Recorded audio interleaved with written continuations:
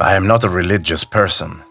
I grew up with a mother that was forced to go to church and listen to sermons in Latin with her brother and sister. Her parents would drop her off at the church and then drive away, leaving her with the responsibility of two younger siblings and acting like she had a clue what was going on. She'd laugh sometimes, telling me the stories of her youth and how she didn't have any idea what was being said. The first few times she tried asking, the adults would shush her or glare, so she learned to just be quiet and mimic what was being done around her.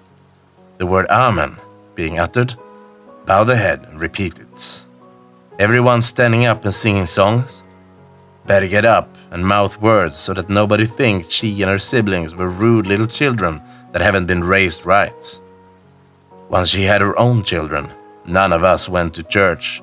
Some of my siblings asked, out of curiosity, why when the rest of their friends were forced to go.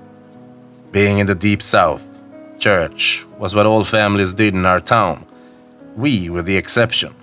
I think some of the neighbors found it weird, dressed in their Sunday best, while we would be playing around outside or piling into the cars for breakfast. Not going to church again? They'd ask.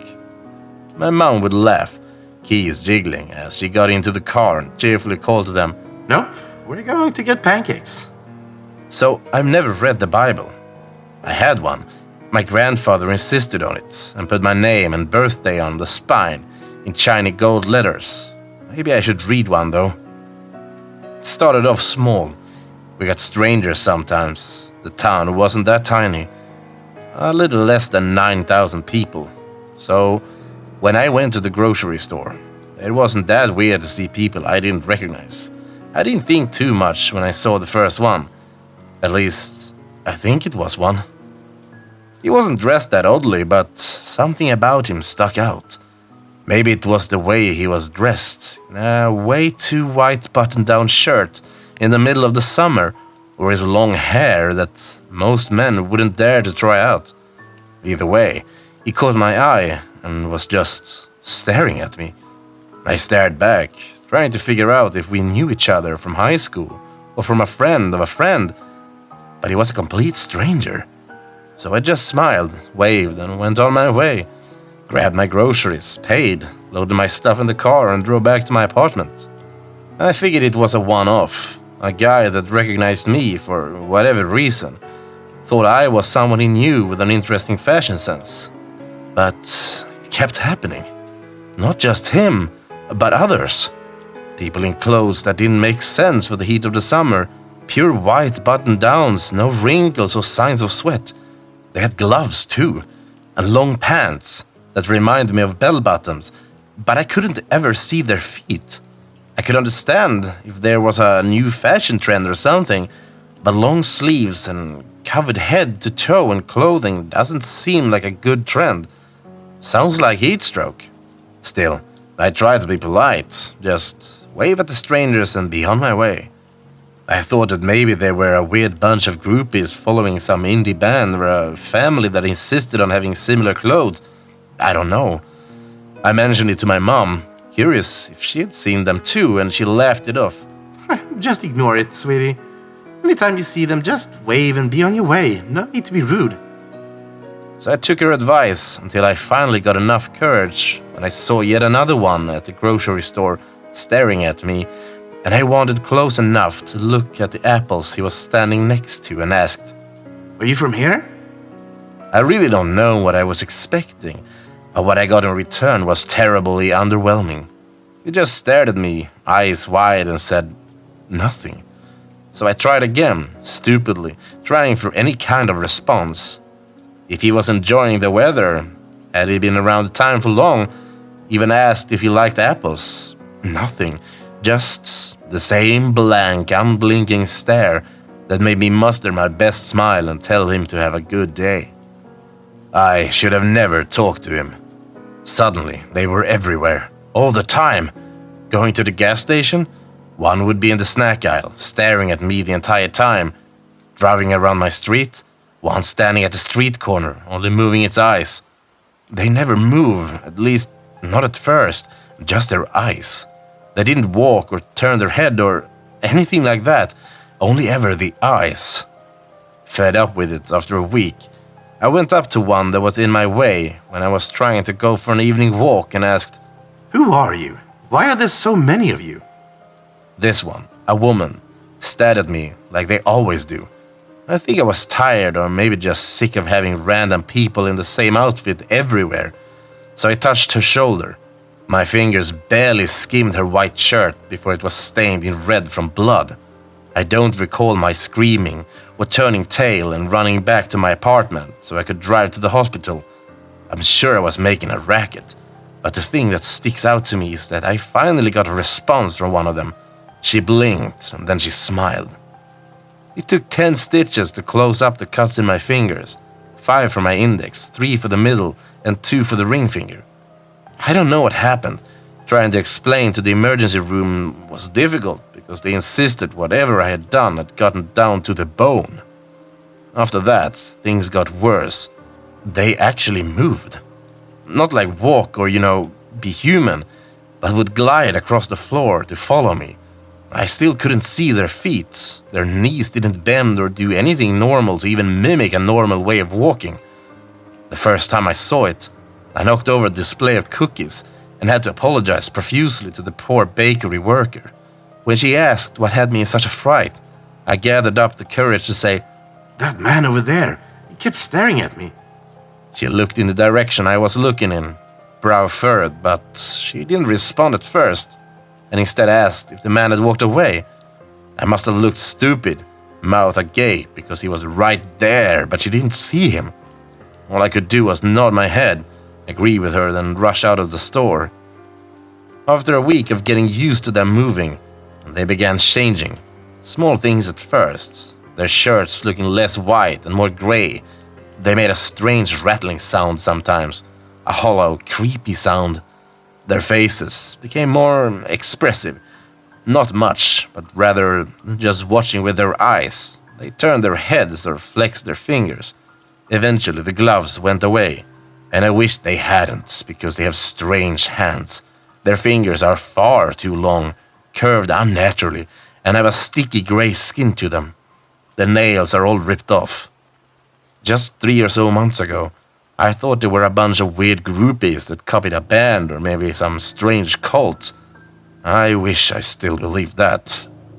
It was when I saw strange shadows behind them that I finally broke down and told my mom everything over the phone. My hand being cut up? That wasn't an unfortunate cooking incident. It was from them.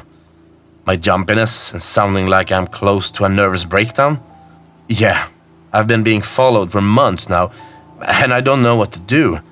She was quiet for a long time, and I fully expected her to laugh at me, tell me I was being ridiculous or dramatic, but instead, she let out a long sigh and said, "Sweetie, I told you. You should have just been polite." "What the fuck are they?"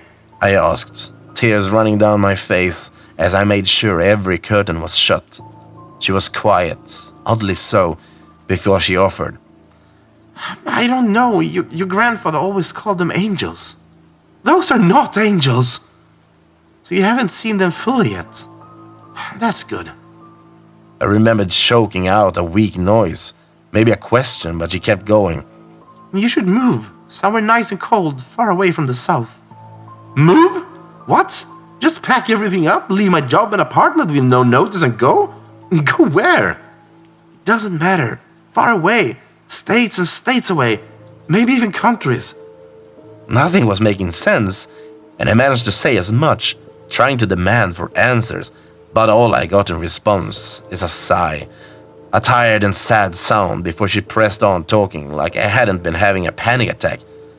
"You can try to wait it out, but I'm going to be packing up and going myself. If they're aware of you, they'll soon be bothering me." I felt cold, throat dry, and I managed to croak out a, "What happens if I stay?" She was silent again. This time it lasted far too long before she finally continued. "Depends on them, I suppose. I don't know. But if they already harmed you, I wouldn't be surprised if they like to do it again. They're strange like that."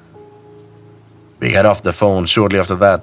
She kept insisting she needed to pack and call my siblings, tell my brothers and sisters to be mindful of themselves. I wanted to try to stick it out. I didn't want to leave my home, my friends, my little apartment. So I tried keeping my distance from them. Any time they drifted too close with their wide, unblinking eyes, I walked away, or in some cases ran. I thought that it wouldn't be too hard. They're slow after all. At least until one got too close and I couldn't quite run away. I was trying to pump gas into my car. I saw it this time, just managing to stumble back from the pump when the gasoline hose was cut and gas spilled all over the side of my car and onto the ground. 2 wings stand on the shoulder of this angel. He stares at me, head cocked to the sides like a bird as the wings twitched, but they were nothing like the feathery wings of cherub paintings I had seen online. They were huge, far too big for its lanky body and anchored to the back of their blackened bones. What should have been soft feathers were twisted and gnarled bones, different colors of white, black, red and pink, some looking deceased, others looking freshly cut from an animal. I stared, mouth agape, and then the wings sliced through the air and left me with a torn shirt and bleeding stomach. I abandoned my car and ran. Someone picked me up and drove me to the hospital. The wound was superficial, the doctor said, cleaning it out and patching me up with a bit of gauze and offering me some painkillers. The moment I got home, I called my mom, even though it was 3 in the morning. She listened to my jumbled account of what happened, and I ended it with a sob of, Can I come with you? No. She sounded so harsh and cold before she sighed and continued. No. You go one way, I go the other. I'm heading towards Washington State. Are you not going to tell me what state you stop in? It's not safe.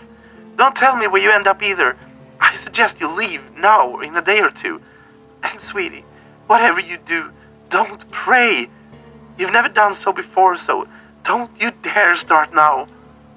After that conversation, I still debated on staying, at least until I looked through my bedroom window to find them. Not just one of them, but many. Some standing on the street, staring up into my apartment, others on the roofs and phone lines. The sight of some of them floating in the air with skeleton wings that looked more like razorblades in the streetlight. That's what solidified my decision to leave. I guess I'm writing this as a warning. If you see some people that stick out, just be polite. Don't talk to them, just wave and smile and be on your way.